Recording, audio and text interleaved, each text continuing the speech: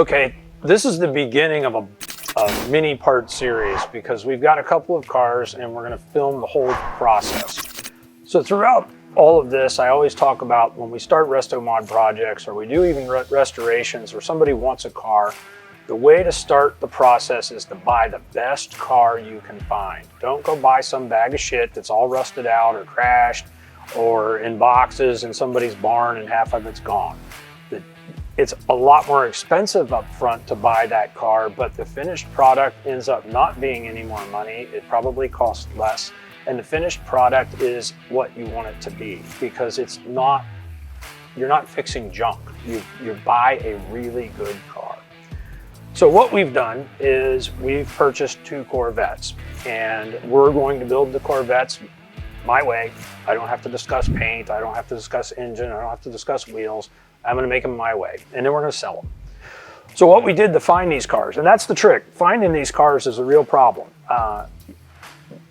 Probably 75% of the cars that are for sale have been, maybe more than that, 80% of the cars that are for sale have been hit at some point. They've been taken apart by somebody else and put back together poorly. There's something undesirable about these cars. So the trick is to find something that's really good. So we spent Memorial Day weekend plus a few days driving all over the eastern side of the United States looking at Corvettes. And we happened to find 2 in North Carolina. One was on the east side and one was on the west side, by the way.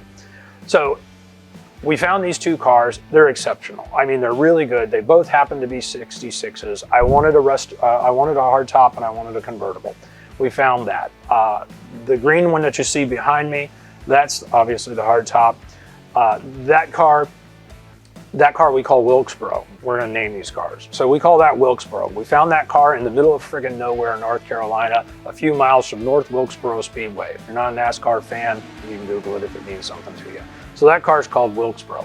It is a really, really exceptional car. I can find almost no body damage on the car with the exception of the little crack that's been repaired in the front that they all get.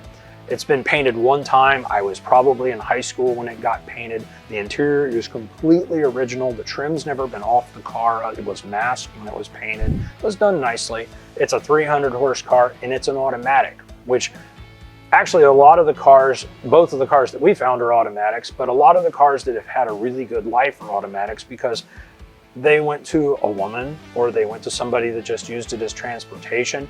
They didn't find their way to somebody like me.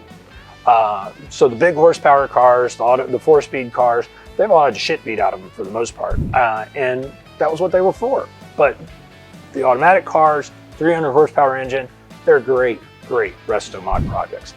Now, the coupe, we already have a plan. Everything's executed, everything's on the way. We've decided on colors, the interior color, we've decided on everything, we've decided on wheels. I'm gonna leave it an automatic, which is weird. Everybody goes, oh, you don't want to do a Corvette with an automatic. Bullshit. Driving it around town in traffic, it's pretty damn nice. The other thing I'm not going to do is I'm not going to put a big block hood on it. And I'm also not going to put side pipes on it because I freaking hate side pipes. I mean, if side pipes are fun for about 15 minutes and then it's like, please shut this thing off.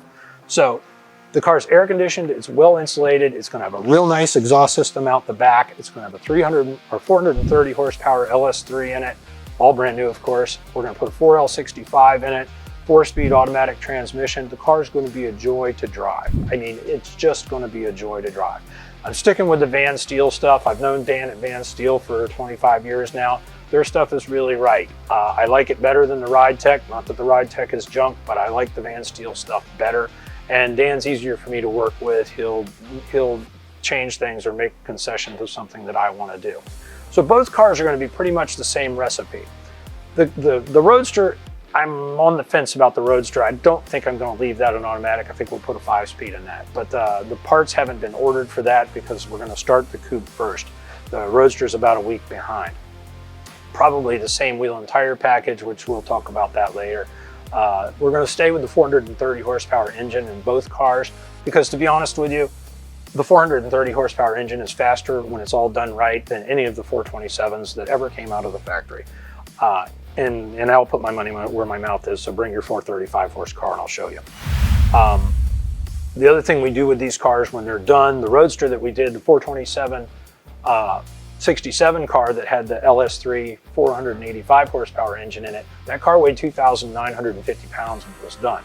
That's huge. That's huge. That's probably 400, 500 pounds lighter than a big block car would be. So these are all the things I'm saying to you. Power to weight makes sense. Expense makes sense. Drivability makes sense. Reliability makes sense. Everything about the 430 makes sense.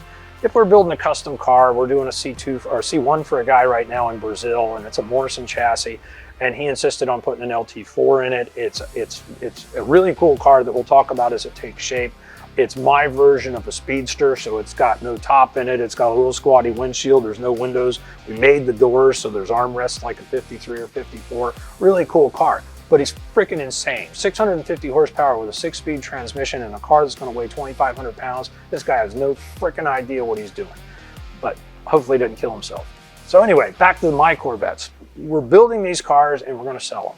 I am forecasting these to be done in about 120 days. And all my customers are going, bullshit, you ain't never done nothing in 120 days.